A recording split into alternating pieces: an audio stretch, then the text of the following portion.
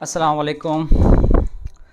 आज हम chapter number 3 physics class 9 के न्यूमेरिकल का इंट्रोडक्शन करेंगे, क्योंकि न्यूमेरिकल स्टार्ट करने से पहले हमें कुछ चीज़ें पता होनी चाहिए। किस तरह हमने चैप्टर नंबर 2 के न्यूमेरिकल करने से पहले थोड़े से उसके यूनिट्स, फार्मूले और थोड़े टॉपिक के नाम रिमाइंड किए थे, इस तरह ज़रूरी है। तो अब हमें चैप्टर नंबर 3 न्यूमेरिकल सॉल्व करने के लिए क्या क्या चीज़ें चाहिए, ज़रा देखिए। सबसे पहले तो हमें मोमेंटम के बारे में पता होना चाहिए।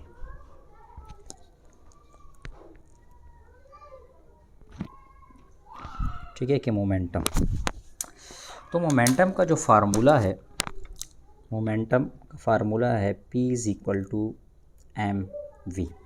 ठीक है, ये हमने भूलना नहीं है। मोमेंटम का क्या फार्मूला है? P = mv। P का मतलब क्या है? मोमेंटम। m जो है हमारे पास, m का मतलब है मास, और ये जो v हमें नज़र आ रहा है ये है वेलोसिटी। ठीक है, तो मोमेंटम जो है ना, मास और वेलोसिटी का मजमूआ है, यानी product of mass and velocity is called momentum. ठीक है, इसका हमें क्या पता होना चाहिए? यूनिट भी पता होना चाहिए। तो मोमेंटम का यूनिट जो हमारे पास है वो है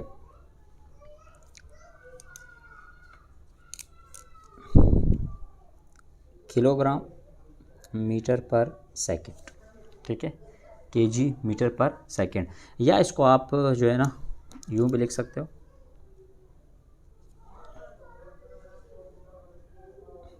न्यूटन सेकंड। ठीक है, मर्ज़ी है आपकी, किलोग्राम मीटर पर सेकंड हो या न्यूटन सेकंड हो, आपकी मर्ज़ी है। ठीक है, ये मोमेंटम आ गया। एक तो इस टॉपिक के बारे में पता होना चाहिए। दूसरा हमें क्या पता होना चाहिए? दूसरा हमें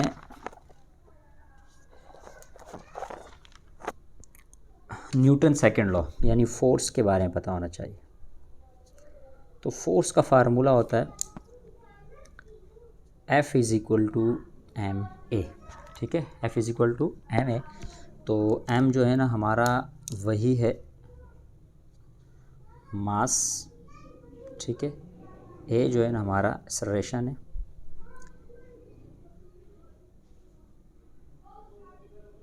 ठीक है, और F जो है ना वो क्या है? फोर्स। ठीक है, तो यूनिट जो हमारा फोर्स का है वो है न्यूटन। ठीक है, एन से ज़ाहिर करते हैं।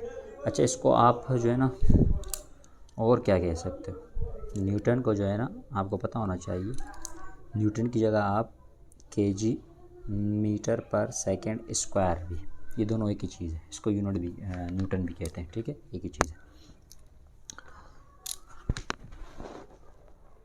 और आपको किसके न्यूमेरिकल मिलेंगे? हाँ, और आपको वेट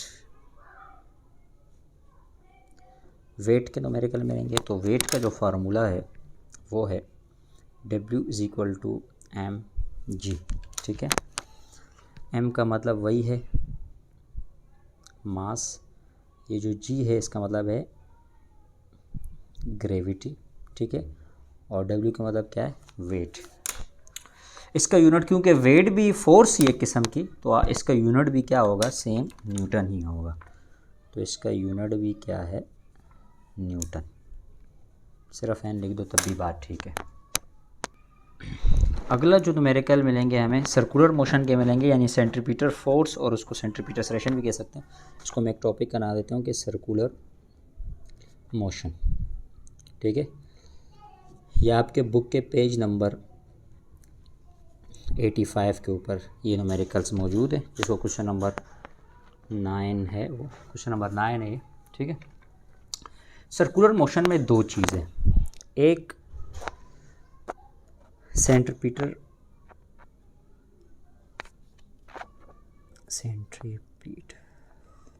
एक्सेलरेशन,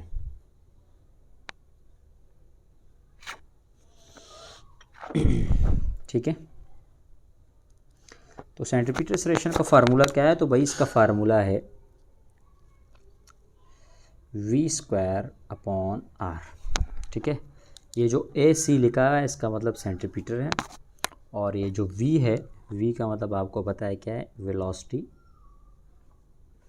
और ये जो r है इसका मतलब आप इसको डिस्टेंस भी कह सकते हो, रेडियस भी कह सकते हो, क्योंकि सेंट्रीपिटल एक्सेलरेशन जो है ना, अगर मैं कहूँ ये फिक्स पॉइंट है और ये ऑब्जेक्ट जो है ना इसके राउंड सर्कल में घूम रहा है, ठीक है। तो यहाँ से लेके यहाँ तक का जो फासला है ना ये आर कहलाता है। तो ये इसको आप डिस्टेंस भी कह सकते हो, ठीक है, और रेडियस भी कह सकते हो आप इसको, ये ना रेडियस कह दो, ठीक है। और इसका यूनिट वही यूनिट है जो किसका होता है, एक्सेलरेशन का यूनिट होता है। आपने कहा सर मीटर पर सेकेंड स्क्वायर। और उसमें दूसरी बात जो है वो दूसरी बात हमें क्या है, सेंट्रीपिटल फोर्स, ठीक है। तो सेंट्रीपिटल फोर्स क्या चीज़ होती है, तो ये F C is equal to M V square upon R, ठीक है। तो एक चीज़ का इजाफा है एम का, तो एम का मतलब क्या है, मास, और वी वही क्या है, रेडियस है, और वी आर, और वी जो है ना वही क्या है, वेलोसिटी है। और इसका यूनिट भी जो है ना वो यूनिट भी सेम है। तो यूनिट हमारे पास इसका क्या है, न्यूटन है। ठीक हो गया, ठीक है। और अगला टॉपिक हमारे पास जो है वो है फ्रिक्शन का। फ्रिक्शन के न्यूमेरिकल भी है।